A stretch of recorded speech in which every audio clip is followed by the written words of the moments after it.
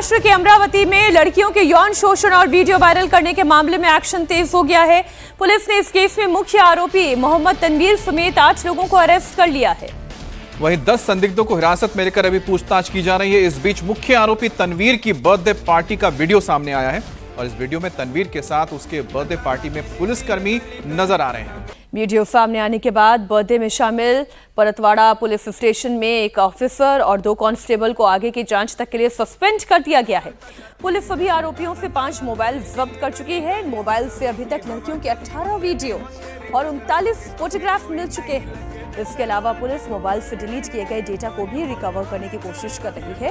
तनवीर पर लड़कियों के अश्लील वीडियो बनाने और फिर उन्हें वायरल करने का आरोप है। ये बर्थडे पार्टी की तस्वीर जो है उसमें एक पुलिस ऑफिसर भी दिखाई दे रहा है।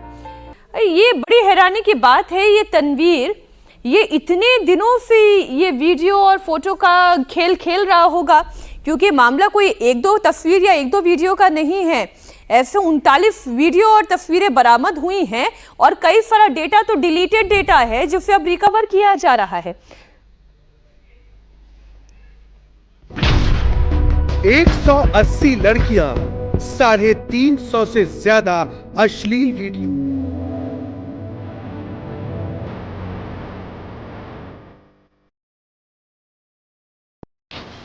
अयान की बर्थडे पार्टी पुलिस क्यों शामिल हुई?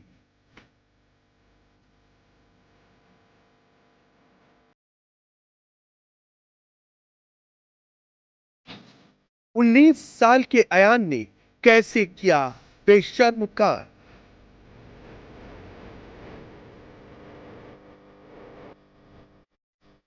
फेस्टिवल ग्रुप बनाकर फंसाया, जाल बिछाए बिछाए।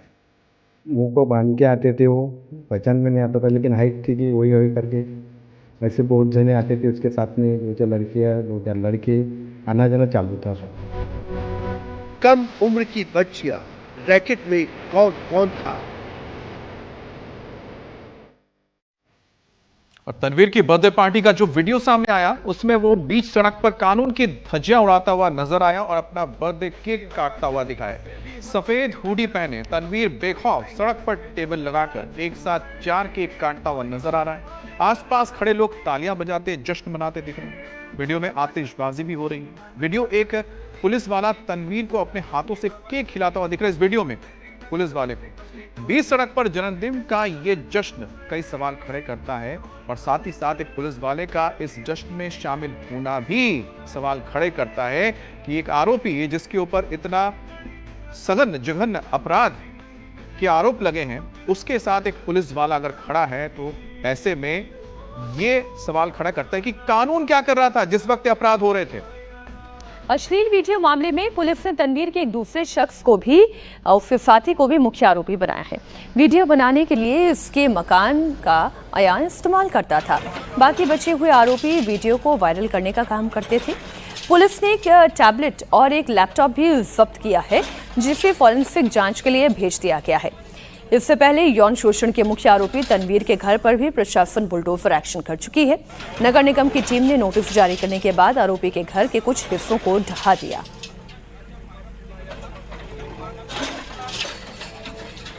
अब जांच के लिए प्रशासन ने एसआईटी का गठन किया है। आरोपी लड़कियों को फंसाते थे, फिर उन्हें मुंबई और पुणे ले जाकर अश्लील वीडियो बनाते थे। पुलिस उस फ्लैट तक भी पहुंच चुकी है जिस पर लड़कियों के वीडियो बनाए गए। पड़ोसियों ने बताया कि कुछ लड़कों ने यह फ्लैट किराए पर लिया था। रात को 2-2 बजे तक लड़कियां यहां आती थी। इसकी शिकायत उन्होंने फ्लैट के मालिक से की थी, लेकिन उसने इन्हें कभी नहीं रोका। मुंह को बांध के आते थे, वो पहचान में नहीं आता था, लेकिन हाइट थी कि वही वही करके ऐसे बहुत जने आते थे उसके साथ में। 2-4 लड़कियाँ 2-4 लड़के आना जाना चालू था। सर ज़्यादा उम्र नहीं थी उनकी, 20, 22, 18 यही उम्र की लड़कियाँ थी। रात के 12 बजे 2 बजे दोपहर को, तो इसकी वजह से हम डोर से देखते थे आना जाना, तो आवाज़ आती थी पैरों की आना जाना, कितने बजे आ रहे। तो मैंने 2-4 बार फ़ोन किया उसको, तो उसने फ़ोन उठा, बोला कि मेरा फ्लैट है। मैं किसको, मेरा भाड़े से मत दे भाई, फैमिली रख, ऐसा ऐसा चालू यहाँ पे, मैंने आफत आ जाएंगी एक आधी दिन। तो बोले मैं कुछ भी करूँ। अब सोचिए, पड़ोसी भी जागरूक था लेकिन मकान मालिक को सांप सूंघ गया था, उसे कोई फर्क ही नहीं पड़ रहा था। साकेत राय हमारे सहयोगी इस खबर पर जुड़ गए। अमरावती में जो कुछ हो रहा था, इतना तो तय है कि कुछ फिशी है, ये सब समझ रहे थे, लेकिन कहीं ना कहीं इसमें क्या पुलिस का संरक्षण मिला हुआ था तनवीर को, तभी ये काम होता चला गया। देखिए मीनाक्षी, इस पूरे मामले में अगर देखा जाए तो सबसे पहले आयान से ये कड़ियां जुड़ती हैं। आयान के खिलाफ ही केस अब जो है ये वीडियोस सामने आते हैं, लेकिन विशाल आनंद जो कि एसपी हैं, उनसे हमारी बातचीत हो रही थी। उन्होंने एक बात बिल्कुल साफ कर दी है कि इस मामले में जिन पुलिस वालों का संरक्षण उन्हें मिला था, खासतौर पर इनके पुलिस के साथ कई रिलेशंस बताए जा रहे हैं, जिस तरीके से केक काटते हुए नजर आ रहे हैं, ये लोग जिस तरीके से उनके जश्न में शामिल होते थे, ये जाहिर सी बात है कि ये उन्हें अच्छी तरीके से जानते थे, पहचानते थे। उसके बाद यही कारण है कि जब आयान का केस शुरुआत में सामने आया तो उसे बिल्कुल लाइटली लिया गया। इस मामले को उतना ज़्यादा न तो बड़ा किया गया, न ही इस मामले में पीड़ितों की पहचान करके उनसे केस रजिस्टर करवाने की बात कही गई। और यही सबसे गंभीर विषय इस पूरे मामले को बनाता है कि अमरावती में इतना बड़ा जो है वो इंसिडेंट हो जाता है, कांड हो जाता है, इतने वीडियो सामने आ जाते हैं, आयान नाम का आरोपी भी पुलिस के पास होता है, लेकिन एक भी एफआईआर दर्ज नहीं होती है। और ये मामला अपने आप, जब आप देखिए महिला आयोग जब इसमें इन्वॉल्व होता है, जब पॉलिटिशियंस इन्वॉल्व होते हैं और उसके बाद जब दबाव बनता है पुलिस के ऊपर, उसके बाद पुलिस ये कोशिश करनी शुरू करती है कि इस मामले में विक्टिम सामने आए और वो केस दर्ज कराएं। उसके बावजूद पुलिस अभी भी इस मामले में नाकाम ही नजर आ रही है कि कोई भी केस में जितने भी विक्टिम्स हैं उन्हें कॉन्फिडेंस में पुलिस नहीं ले पा रही है, क्योंकि पुलिस का भी इन्वॉल्वमेंट। देखिए साकेत, इस पे एक और बहुत अहम चीज है जो पुलिस को अब तलाशना चाहिए। मुझे लगता है कि पुलिस को यह पता लगाना चाहिए कि आखिरकार इन आरोपियों ने इतने सारी लड़कियों को फंसाया कैसे, किस तरह से उनको ब्रेन वॉश किया। क्या अकेले तो कर नहीं सकते, इसके लिए पूरा का पूरा उनका एक नेटवर्क काम करता हुआ बाकी लोगों तक पहुंचना अब सबसे ज्यादा जरूरी है। जिस वक्त हो रहा था तब आपने कुछ नहीं किया, लेकिन जब हो गया तब तो कम से कम इसके जड़ तक जाइए। क्योंकि अगली खबर महाराष्ट्र के नासिक से है, जहां पर आईटी कंपनी के धर्मांतरण के मामले में पुलिस का एक्शन तेज हो गया है। इस मामले में पुलिस ने 8 आरोपियों पर 9 एफआईआर दर्ज की है, 7 लोगों को अरेस्ट किया गया है। एसआईटी अब धर्मांतरण मामले में मुख्य आरोपी निदा खान की तलाश में जगह जगह रेड कर रही है। मुंब्रा पहुंची एसआईटी की टीम ने निदा के पति से पूछताछ की है। महिला आयोग की टीम आज नासिक पहुंच रही है। धर्मांतरण के मामले में आरोपी तौसीफ का एक वीडियो सामने आया है, जिसमें आरोपी पीड़ित को नमाज पढ़ना, टोपी पहनकर अपने धर्म के बारे में बता रहा है। और तौसीफ नासिक के ऑफिस में टीम लीडर के पोस्ट पर था और कन्वर्जन के रैकेट में इसका ही सबसे बड़ा रोल माना जा रहा है। अब जो कन्वर्जन यानी कि धर्म परिवर्तन रैकेट में सबसे पहले इसी तौसीफ अत्तार के खिलाफ मुकदमा दर्ज हुआ था।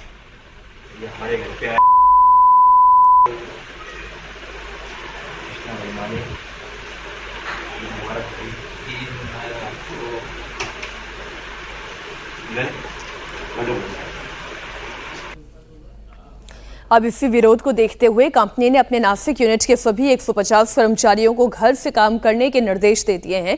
कंपनी का कहना यह है कि यह फैसला कर्मचारियों की सुविधा और सुरक्षा को ध्यान में रखते हुए लिया गया है। धर्मांतरण के विरोध में देश भर में हिंदू संगठनों ने विरोध प्रदर्शन किया। हिंदू संगठनों का कहना था कि अगर धर्मांतरण का नेक्सस चलाने वालों के खिलाफ कार्रवाई नहीं हुई तो वो अपने स्टाइल में उनका इलाज करेंगे।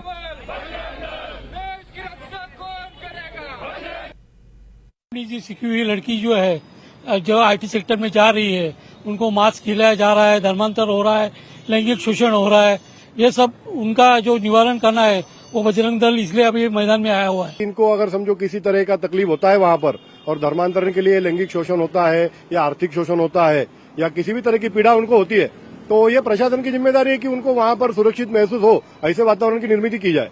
बहन बेटिया या हमारा जो भी सुशिक्षित बहन बेटिया जहाँ पे भी काम करने के लिए जाती है, उनका जो कॉर्पोरेट सेक्टर है वहाँ पे उनको एक माहौल जो है वो अच्छा माहौल मिलना चाहिए।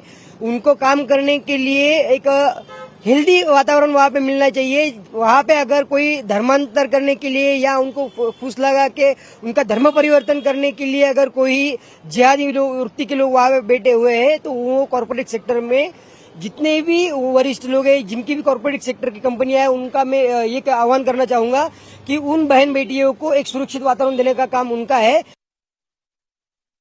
आज अपनी बहनें काम पर जाती है, वहाँ सुरक्षित नहीं है। कब तक हम ये सहेंगे? लैंड जिहाद, लव जिहाद, हर तरह का जिहाद हम जानते हैं। ये विधर्मी कब तक ये विचार करेंगे, ये हमें सोचना है। हमारे द्वार तक वो पहुंच गए, अब हमें सोचना है हमें क्या करना है। एक ही कंपनी नहीं है, ऐसे कॉर्पोरेट कितनी कंपनी है जिधर जिहाद घट रहा है। जिम ट्रेनर जिम में भी हो रहा है, सब जगह पे हो रहा है, लेकिन ये एक ही मामला सामने है। उसके लिए प्रशासन एकदम धीरे काम कर रही है। एक लड़की को ढूंढने के लिए इतना प्रशासन लगा हुआ है, लेकिन वो नहीं मिल रही है। इसका अंदाजा देखो कितना बड़ा षड्यंत्र फैला हुआ है। ऐसे जिहादियों पे जल्द से जल्द कार्रवाई हो, इसीलिए आज हम यहाँ पे आए। वो क्या हमारे लड़की पे आग डालेंगे तो हम लोग चुपचाप बैठने वाले नहीं है, हम लोग उसका जवाब देंगे। अगर प्रशासन इसमें नहीं जल्द से जल्द कार्रवाई नहीं करेगी तो हम रास्ते पे उतर के उनको अद्दल खड़ाएंगे। ये घटनाएं नहीं रुकेंगी क्योंकि ये ऑर्गेनाइज क्राइम है, ये कोई इंडिविजुअल नहीं हो रहा है, पूरा टीम काम कर रहा है। अगर ये नहीं रुकेगा तो बजरंग दल अपने स्टाइल में आएगा, जब तक तोड़ेंगे नहीं तब तक छोड़ेंगे नहीं। कंपनी में काम करने वाले नौजवानों ने जबरन धर्म परिवर्तन की कोशिश का आरोप लगाया। वहीं लड़कियों ने यौन शोषण का आरोप लगाया। ये मामला सामने आने के बाद कंपनी ने भी जांच समिति गठित की है। इसके साथ ही प्रशासन को भी जांच में पूरा सहयोग करने का वादा किया है। कंपनी में काम करने वाले कुछ लोग कन्वर्जन रैकेट चला रहे थे और ये लोग फ्रेशर्स, जूनियर्स और ऐसे लोगों को टारगेट करते थे जो गरीब हो, आर्थिक तंगी से जूझ रहे हो या उनकी फैमिली में कोई प्रॉब्लम या परेशानी चल रही हो। ये रैकेट ऐसे लोगों पर दबाव बनाकर उन्हें ऑफिस में जबरन नमाज पढ़वाता था, उनसे जबरदस्ती रोजे रखवाता था। दावा किया जा रहा है कि बीपीओ कंपनी में 9 हिंदुओं का धर्म तक परिवर्तन करवा दिया गया, जिसमें 8 लड़कियां और 1 लड़का है।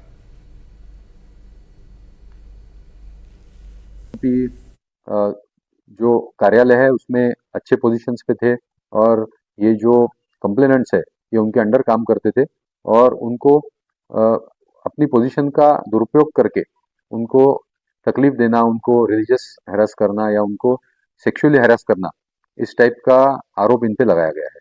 इसमें अगर आप आरोपी देखेंगे तो 9 आरोपी, टोटल 9 केसेस है, 9 आरोपी है।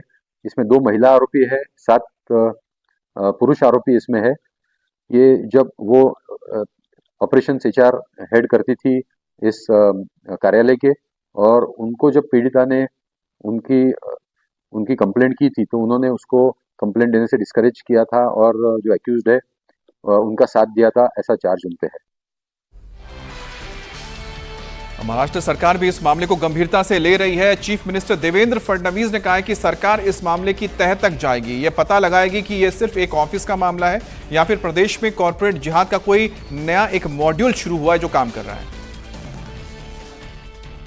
मैं ऐसा मानता हूं कि जो एक घटना TCS में हुई है नासिक में, ये बहुत गंभीर घटना है।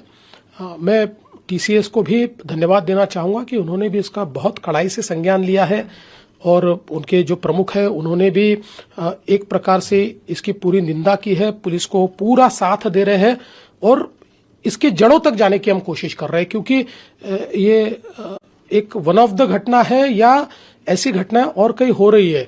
ये एक बहुत बड़ा डिजाइन है, इसमें कौन कौन मदद कर रहा है, ये सारी चीजों की जांच अभी हम लोग कर रहे हैं। जांच का दायरा बढ़ रहा है, तो निश्चित रूप से अगर ये कॉर्पोरेट जिहाद होगा तो इसकी जड़ों तक हम पहुंचेंगे। बड़ी खबर उत्तर प्रदेश के संभल से है, जहां एक बार फिर प्रशासन का पीला पंजा जमकर गरजा है। सरकारी जमीन पर अवैध कब्जे को बुलडोजर की मदद से ध्वस्त किया गया। 30 साल पहले अतिक्रमण कर मस्जिद और मदरसे का निर्माण किया गया था, जिसे बुलडोजर से जबरदोज किया गया। असमौली थाना क्षेत्र के मुबारकपुर बंद गांव में सरकारी जमीन पर बनी हुई मस्जिद, गौसुल मदरसा और 5 दुकानों पर बुलडोजर चला। दरअसल प्रशासन की नजर करीब 35 फीट ऊंची मस्जिद की मीनार और 700 वर्ग मीटर जमीन पर बने हुए अवैध कब्जे पर है। वहीं प्रशासन की कार्रवाई से डरे हुए कुछ लोगों ने खुद ही दुकानों के अवैध हिस्से को गिरा दिया। प्रशासन की कार्रवाई से स्थानीय लोग नाराज दिखाई दिए। उन्होंने कहा कि यह कार्रवाई गलत है और उनके पास कागज मौजूद हैं।